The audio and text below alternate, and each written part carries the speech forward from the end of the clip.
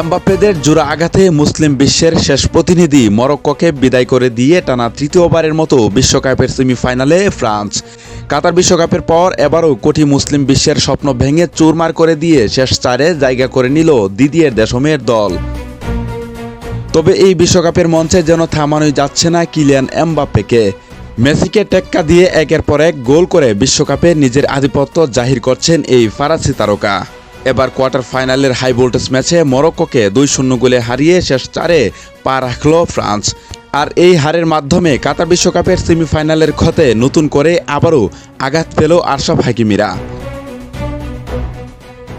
ম্যাচের শুরু থেকেই আক্রমণাত্মক ফুটবলে মরক্কোকে চেপে ধরে ফ্রান্স। প্রথমার্ধের 25 মিনিটে কিলিয়ান এমবাপ্পে পেনাল্টি পেলেও মরক্কোর বাজপাখি খ্যাত গোলরক্ষক ইয়াসিন বনু অবিশ্বাস্য দক্ষতায় তা ঠেকিয়ে দেন।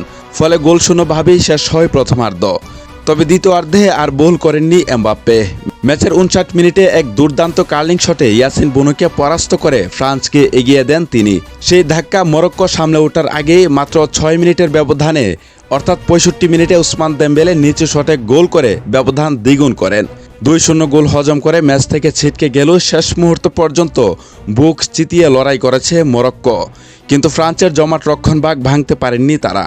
পুরো ম্যাচে বল দখল আর আক্রমণে পরিষ্কার আধিপত্য বজায় রেখে ম্যাচ জিতে নেয় ফ্রান্স। আর এর সাথে সাথে মুসলিম বিশ্বের শেষ প্রতিনিধি হিসেবে মরক্কোর বিশ্বকাপ মিশন এখানেই শেষ হলো। সেমিফাইনালে এবার ফ্রান্সের মুখোমুখি হবে স্পেন অথবা বেলজিয়াম।